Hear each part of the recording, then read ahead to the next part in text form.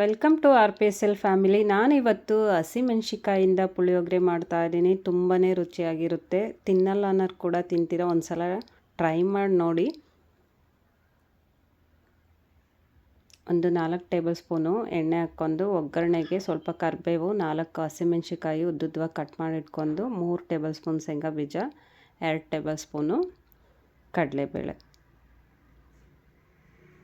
ಎಣ್ಣೆ ಕಾದಾದಮೇಲೆ ನಾನಿಲ್ಲಿ ಸ್ವಲ್ಪ ಸಾಸಿವೆ ಹಾಕ್ಕೊಂಡು ಶೇಂಗಾ ಬೀಜ ಕೂಡ ಹಾಕ್ಕೊಂಡು ಫ್ರೈ ಮಾಡ್ಕೊತಾ ಇದ್ದೀನಿ.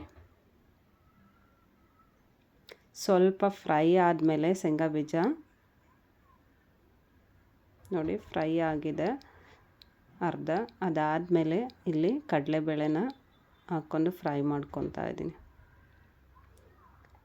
ಇದಾದಮೇಲೆ ನಾನು ಹಸಿಮೆಣ್ಸಿಕಾಯಿ ಕಟ್ ಮಾಡಿ ಇಟ್ಟಿರೋದನ್ನು ಹಾಕ್ಕೊಂಡು ಫ್ರೈ ಮಾಡ್ಕೊತಾ ಇದ್ದೀನಿ.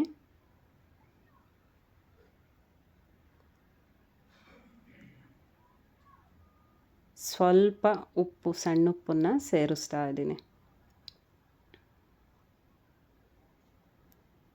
ಉಪ್ಪನ್ನು ನೋಡಿ ಹಾಕ್ಕೊಳ್ಳಿ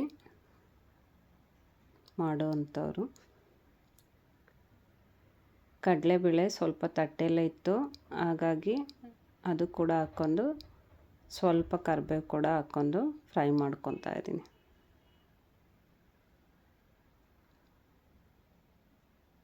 ನೋಡಿ ಈ ಥರ ಫ್ರೈ ಆದಮೇಲೆ ಪುಳಿಯೋಗರೆನ ಹಾಕ್ಕೊಂಡು ಫ್ರೈ ಮಾಡ್ಕೊತಾ ಇದ್ದೀನಿ.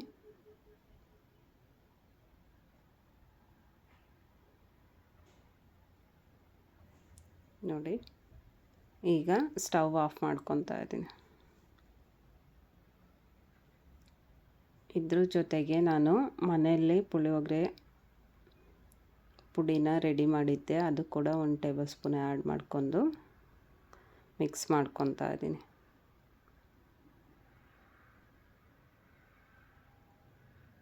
ತುಂಬಾ ಚೆನ್ನಾಗಿರುತ್ತೆ ಈ ಥರ ಮಾಡ್ಕೊಂಡು. ಒಂದು ಸಲ ಮಾಡಿ ನೋಡಿ, ಪದೇ ಪದೇ ಮಾಡ್ತಾ ಇರ್ತೀರ ಪುಳಿಯೋಗರೆನ.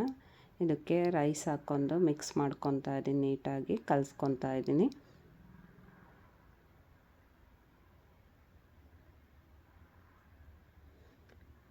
ಈ ಥರ ಚೆನ್ನಾಗಿ ಕಲಿಸ್ಕೊಬೇಕು.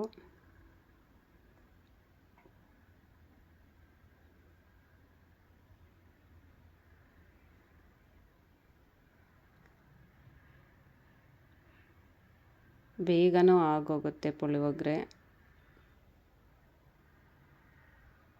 ನೋಡಿ ನೀಟಾಗಿ ಮಿಕ್ಸ್ ಮಾಡ್ಕೊಂಡಾದ್ಮೇಲೆ ಸ್ವಲ್ಪ ಬಿಸಿ ಮಾಡ್ಕೊಬೇಕು. ಬಿಸಿ ಬಿಸಿಯಾಗಿ ತಿಂತಾಯಿದ್ರೆ ತುಂಬಾ ಚೆನ್ನಾಗಿರುತ್ತೆ.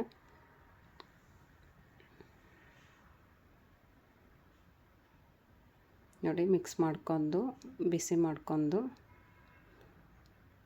ಬಿಸಿ ಮಾಡ್ತಾ ಇದ್ದೀನಿ. ರೆಡಿಯಾಗೋಯ್ತು ಪುಳಿಯೋಗರೆ. ತಿನ್ನೋದಕ್ಕೆ ತುಂಬಾ ರುಚಿಯಾಗಿರುತ್ತೆ. ಯಾರೆಲ್ಲ ವಿಡಿಯೋ ನೋಡ್ತಾ ಇದ್ದೀರಾ, ಇಷ್ಟ ಆದರೆ ಒಂದು ಲೈಕ್ ಮಾಡಿ, ಕಮೆಂಟ್ ಮಾಡಿ, ಶೇರ್ ಮಾಡಿ. Thank you for watching.